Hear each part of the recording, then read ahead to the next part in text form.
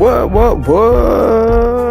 It is counting down 4, 3, 2, 1, and we are off and running. Here we are, Mental Mobility Podcast, episode number 170. I think it might be 169. Either one, it's one off if I'm there.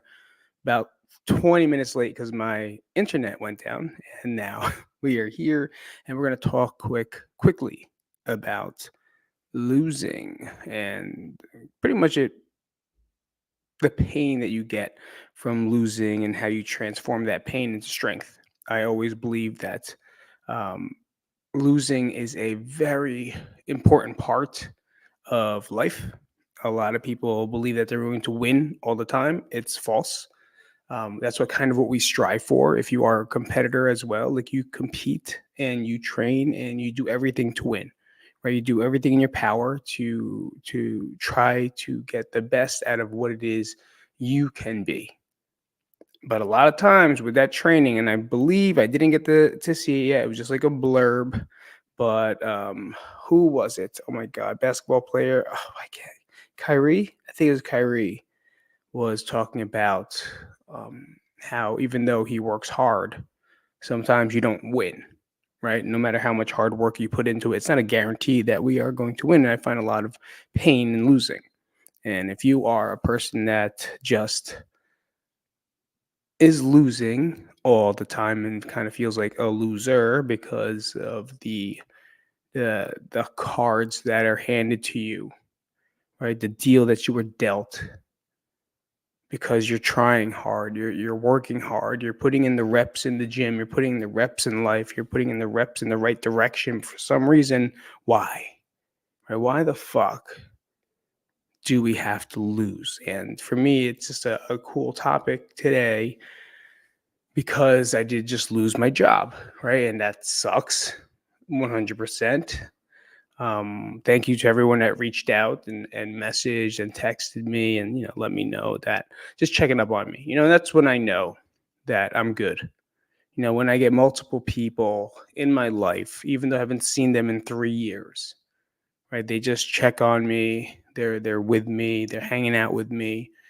Um, Following the journey through the podcast, through social, through just texting me and me communicating with them or my DMs. And it's good to know that you have that support. And yeah, it stinks. It's like it kind of feels like when we lost the gym in COVID, right? It kind of feels like when I lost myself in the process, questioning, is this what I should be doing? Is this what I'm supposed to do? Is there another calling for me? Is there something else that I'm supposed to be doing right now? What is it? You get a lot of questions, and it's weird that this became the topic today because on my meditative walk this morning, I like to say my meditative walk. When I fucking went on a walk this morning, my meditative walk, guys, let's not keep labeling the shit that we just need to do. It's not a meditative walk. I just walk. Right, I walk and I'm grateful, and I try to play it up in this way where it's like, this is how we're going to market it. A meditative walk. Take a cold plunge. Go inside the sauna. Just shut up. Just fucking get hot, get cold, get exercise, and get moving. Right? It's pretty fucking simple.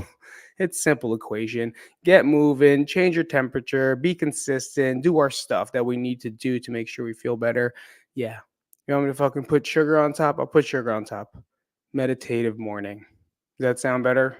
Because it doesn't sound right to my personality, even though that's what I do, right? I go on a walk and I do. Anyway, ranting for no fucking reason. Um, what is it? Fuck, I forgot the quote. Something of good people do this. People do this. Bad times make strong people. Strong people make good times. There's another beginning part to it. But if you think about that, bad times make strong people. And that's from Tony Robbins, right? Bad times make strong people. Strong people create great times. Great quote. Why? Because you're going to get fucking beat up sometimes. You're going to get down. You're going to lose, right? We're going to lose, regardless of what you think. how perfect your life may be, you're gonna fucking lose. Whether it's going to be a job, a loved one, someone very, very close to you, something, right? We got to be ready for that loss. And when I lost this job this time around, it hurt, but it didn't hurt as bad. And that's where that quote is perfect because sure, it's not as personal as it was last time because that was my shit. That was like my my heart and soul that I had to close and walk away from. Right? I chose to do that to better myself and find a different way for my family and my life. That hurt. But this place kind of felt almost the same because of the relationships that I built, the people that I was training with. It kind of felt good. And then now it's gone. But is it gone forever? No. And that's the one thing I've learned. Right? That nothing is permanent. It's temporary. Well, let's take this. Let me get literal here. When you lose someone, it's fucking permanent. Right? When someone leaves this earth, God bless that person. For me, I think about it every single day, every morning. Person I talk to is my dad, my 2 dogs. Right? I talk to them every morning because it's permanent. They're no longer here. Which the lesson for there is treat people every single day, reach out, talk to the people you love the most because you'll never know when they're going to be gone. So many things I wish I could have said, so many things I wish I could have did, but I didn't. But I didn't leave anything on a bad note. I didn't leave anything in the wrong. Everything was talked to, I talked to him and everything. But it's permanent. Right? That's the only thing I believe is permanent. But what I learned this time around is that this feeling of being lost, not knowing what direction to do, not really losing people, but no longer having that consistent relationship that I've had is gone. But it doesn't mean I'm not going to develop another one. Right? And that's where it hits different. It hits different this time because when we lost Crank, I lost a big part of me, like a super big part of me. But what I learned is that I did a good thing. I brought together a lot of good people. In that relationship and in that community, I gave people this sense of belief that there are people around them that think like them, that act like them, that can communicate with each other and talk and hang out like each other or with each other. Whereas I never thought they had that place to feel safe, right? Like a safe space where they can work out, feel good, be good, and have any questions answered by people. And then when I look back that we don't have it anymore, we just always know that Crank is always alive within their hearts, within their minds, within their doing. And I see it now. I see it through Instagram because that's how I find out what people are doing, right? Instagram, Facebook, and not really TikTok, but those two. And I can still see some of them finding great results now, finding themselves even more. People moving into the fitness industry, doing things like coaching on their own, opening their own gym, doing their own, taking on their own ventures that I believe they wouldn't have happened if they didn't come to our gym. A lot of things that you instill, and the one thing I definitely believe they're working out, you instill the belief in yourself. Because when you are faced with a workout that, say, on a fucked up Friday, I'm going to put in front of you, right? And those workouts, they don't really. There's method. There's always scientific approach to how we do it, right? In our programming, not overloading everything. But there's workouts where, like, you know what, motherfucker, like, put your head down, because you're gonna believe that you're not gonna be able to do this, right? And you're gonna tell yourself the entire time that you're not going to be able to hit this workout because you're not going to finish it. I'm not strong enough. There's no fucking way this could be done. And all these questions and doubt that's set into your head. And then we all do it together. And then you see a person next to you where you think you're probably a little better than, moving a little faster. And now you start to instill a belief into yourself where you're like, oh shit, if he can do it, I could fucking do it. And now we're all doing this hard thing, right? This merely impossible workout together. And we're getting through it minute by minute, second by second. I'm not looking at the end, just taking one rep at a time, right? One set at a time. That's all we're doing. Being right there in that moment, grinding through shit. But I know that instilled a lot of things into people, a lot of character into people, a lot of discipline into people, which I can see has carried on to their life now. And that's the one thing I know that I did right. Right? I helped push people in ways that they probably would never have done on their own. And I still do it today. And I don't know if that's my gift. I don't know if that's what it is I do best. I can make things just seem funner than dreadful. You know, sometimes you go to the gym, you just dread it. I do it all the time. I go to the gym, fucking dread it because I have to do it by myself. And it's hard to make yourself do things that you make up that seem like it's impossible. Then you have to do it by yourself to make sure it's not too bad. And it just moves into that direction. But I already have that belief that I know. But I see it in myself when I go to jiu-jitsu, right? When I go to any type of martial arts training, I doubt myself. I can't do this. This isn't gonna happen. How am I gonna? They're getting so much better than I am. I only go one time a week, maybe 2 times. All the questions, all the doubt. And then when I'm there, I'm just rolling through, practicing my skills, put it to play, see how I do, and it doesn't matter. But every single time we do it, we just kind of, doubt ourselves more or don't believe that we are capable of doing something in that stature from the maybe amount of times you've lost, or the amount of times that you haven't followed through with something, haven't just failed. I literally just tried to go on a diet and I can't do it, so I failed. Tried to work out before, I couldn't do it, so I failed. Tried to meditate, couldn't do it, so I failed. I got a job, got fired, got laid off, something, you failed. But through that failure, we learned something. Right? We learned something through not hitting a goal.